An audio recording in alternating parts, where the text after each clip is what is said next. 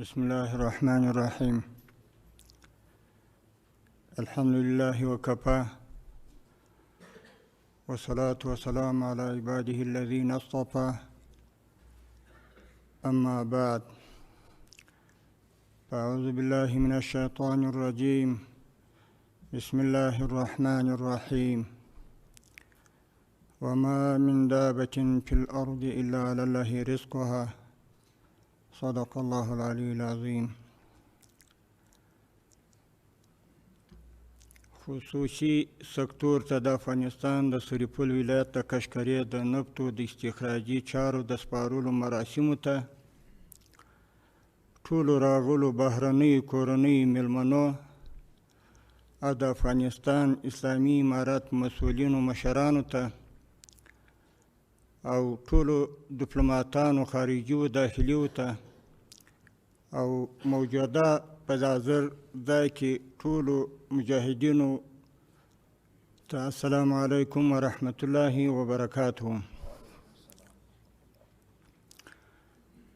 الله پاک مو جوړ او روغ په خپلو چارو کې ولره. شیخ صاحب محترم خو د قرارداد په هکله ډېره ښه تشریح درته وکړل. یقینا افغانستان چې ورځ تر بلې تېرېږي موږ په زیرمو خبرېږو. داسې زیرمې پیدا شوي دي چې تر مخه هېڅ نښان او علامه یې نه وه، خو اوس الحمدلله په هر ځای کې چې وګورو داسې ولایت نشته چې په هغه کې دې یو زیرمه پر سر د مځکې نه وي ښکاره شوې. خو الحمدلله کارونه هم په هغه اندازه دي لکه څنګه چې موږ توقع کول تر هغه توقع لوړ دي، خو دا چې چاته دا خدمت او دا کار کول نه معلومیږي او څه نه څه استغاثه کوي یا بې صبري کوي، دا خو د هغو کار دی. مثلا که موږ ووایو چې د کابل ښار تر مخه په دې 1.5 کال کې پر دغه حال نه و لکه اوس چې دی. د صفایي په لحاظ په نورو دغو باندې تاسې ورته وګورئ ډېر څه پکې شوي دي. یعنې 10 یا 15 ورځې مخکې د ښاروالۍ 2 پروژې 8 پروژې موږ ورتایید کړي او دوی ته مو سپارلي چې تقریبا د 900 میلیونو افغانیو دا داخل په ښار کې دلته کار روان دی د صفایي د سړکونو. خو دا زموږ هیوادوال او بیا په تېره د دې کابل ښاریان محترمین زموږ نشتون د اقتصاد د صفر سره ځکه د هغسې راته سپارل شوی یا د هغه رقم را موږ پر مقتدر شوي پر دغه ملک باندې چې هغه هېڅ شی هم وجود نه درلودی د اقتصاد د لارې. یعنې چې په داسې حال کې و چې د خلکو شخصي شتمنۍ لوټ شوي وې، د بینکونو څخه وړل شوي وې. خو الحمدلله نن ورځ که موږ وګورو د دغسې منفي اقتصاد پر برابر باندې ډېر غټ غټ کارونه شوي دي. اوس خو خوشتېپه یو ضرب مثال دی، هغه هر څوک دلیل په وایي لکه خوشتېپه. خو الحمدلله نور قراردادونه هم شوي دي چې ما کوم امضا کړي یا پکې کښېنستلی یم برخه مې پکې اخیستې ده. ډېر قراردادونه دي چې شوي دي د اقتصاد د پرمختګ دپاره. نو ټولو هیوادوالو ته دا اطمینان ورکوو انشاءالله چې په تدریج به د اقتصاد مخ پر وړاندې روانیږي او بهبود به انشاءالله تر یوې ورځې نه بلې ورځې ته رسیږي. یعنې د هغه رقم لکه څنګه یوازې چې دلته د کابل په ښار کې 2 ځایه 8 ځایه کار شروع دی، شاید په نورو ځایو په نورو ولایتو کې به د سړکونو کارونه شروع وي. تاسو ته خو نه معلومیږي، شاید موږ ته دا معلومات شته چې تقریبا په 11 ولایتو کې چې د یوه ولایته څخه بل ولایت ته یا د عام شارع څخه سړک روان سوی ولایت ته دا شروع سوي دي. نو لکه شیخ صاحب محترم چې ویله چې داسې دربدره ملک او داسې غربت و مسکنت ځپلی ملک دا داسې نشي کېدلی چې په 1 کال په 2 کالو کې موږ داسې حالاتو ته ورسوو چې د یو ملک سره مشابه کړو. دا به انشاءالله په تدریج سره پرمختګ کوي د هرې نګاه څخه. نو لکه څنګه چې پوهېږئ د الله تعالی په فضل سره افغانستان د طبیعي سرچینو د زیرمو له اړخه په نړۍ کې یو غني هېواد دی. د نورو بېلابېلو معدني موادو ترڅنګ نفت د افغانستان د خلکو هغه شتمني ده چې زموږ د هېواد د اقتصاد مهمه برخه تکیه پر کولی شي. په ګران هېواد افغانستان کې د افغان، تاجک، آمو دریا، هرات، هلمند او کټواز په نومونو سترې نفتي حوزې شتون لري چې د خامو نفتو تخمیني ذخایر یې 1.8 میلیارده بوشکو ته رسیږي.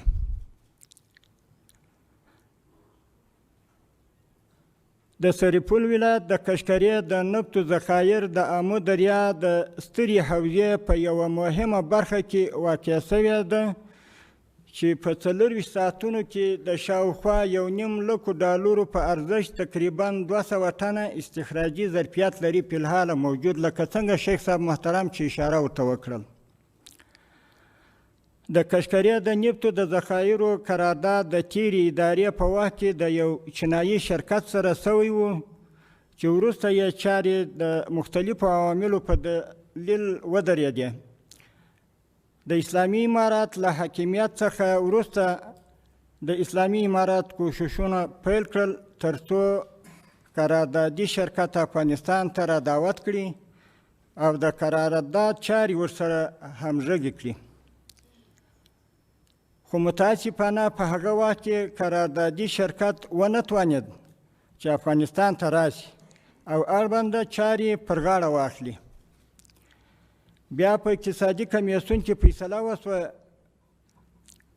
چې که شرکت څخه څه ستونزه لري نو د قانون او پټرولیم وزارت یې د یادو څاګانو مدیریت په خپل لاس کې ونیسي او د نفتو استخراجي چارې دې پیل کړي چې له نیکه مرګه همداسې هم وشول او موږ د کشکرې له څاګانو څخه د نفتو د استخراج چارې په خپله پیل کړې چې افتتاح ما او شیخ صاحب محترم وکړل چې اوس کوم قرارداد کېږي تقریبا چې هغه موږ تر مخه افتتاح کړې ده دا 5مه حصه د هغه کېږي چې اوس دا د 4 څاګانو څخه کم شی راایستل کېږي. نو که ټول چینایي شرکت فعال کې تقریبا 1000 ټنو ته به رسیږي. په ورځ کې به څونه چې زیاتوي خو بیا د دوی کار دی. خو دا خپل په دغه باندې چې استخراج په خپل طبیعت کېږي هغه به انشاءالله په ورځ کې 1000 ټنه تولید کېږي د نفتو. البته د خصوصي سکتور سره د کشکرې له څاګانو څخه د نفتو د استخراجي چارو د پیل په اړه مذاکراتو دوام درلود چې دا د نن له نیکه مرغه موږ خصوصي برخې ته د یاد کان د استخراج د مدیریت چارې د سپارلو په مراسمو کې ګډون کوو.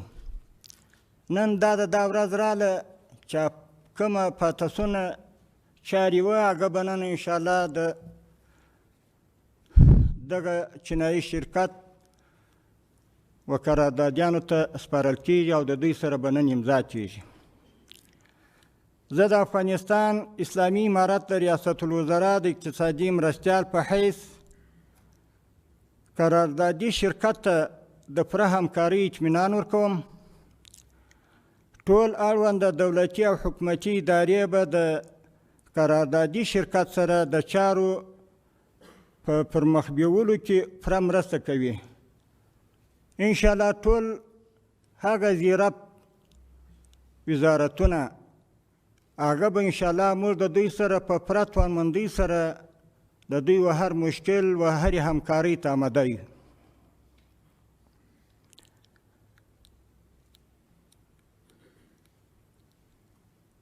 په پرمخ بیولو کې پوره خو له قراردادي شرکت څخه مو غوښتنه دا ده چې د کشکرې له څاګانو څخه د نفتو د استخراج چارې د نړیوالو معیارونو سره سم پر مخ بوځي.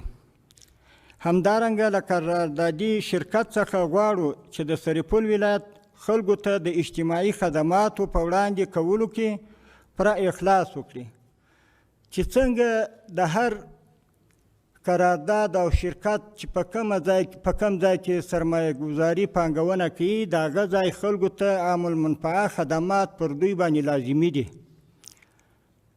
هغه به شاید د پیسو د کتونو یعنې چې څونه هغه قرارداد په څونه اندازه کیږي شاید هغه ته به کته کیږي نو دوی هغه عام المنفعه خدمات په هغه رقم سره کولی شي.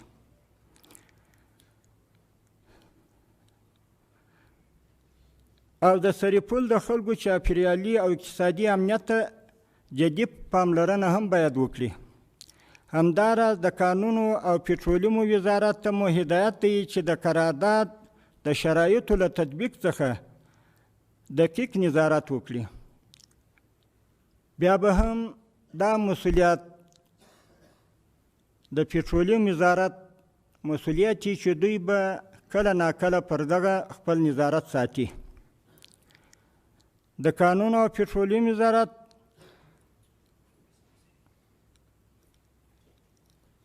چارو له ښه پرمختګ او بهیر څخه اطمینان حاصل کړي او که چیرې په خپلو امورو کې د کومې ستونزې سره مخ کیږي خپله ستونزه دې د اقتصادي معاونیت سره شریکه کړي. موږ به انشاءالله پوره همکاري ورسره وکړو. کومه ستونزه چې په قرارداد کې وجود پیدا کړي مخه ته راشي هغه دې باید اقتصادي کمیسیون ته وړاندې کړي. پر هغه به ملګري او ټول د اقتصادي کمیسیون مسؤلین بحث وکړي او د حل لاره به انشاءالله ورته پیدا کړي. ځای لري چې د افغانستان د نفتي توکو د پروسس پر فابریکه دارانو هم غږ کوم چې د خامو نفتي توکو د پروسس په برخه کې خپل ظرفیتونه لوړ کړي تر څو د نفتي موادو په پروسس کې د بې کیفیته تیلو او نورو نفتي موادو له تولید او له بې ځایه ضایعاتو څخه مخنیوی وشي.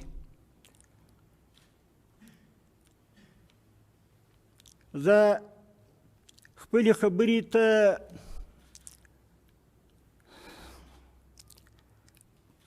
پای ټکی ورکوم ځکه د تشریح لپاره شیخ محترم ډېر ښه جامع او ډېر معقول دغه ورته وړاندې کړل.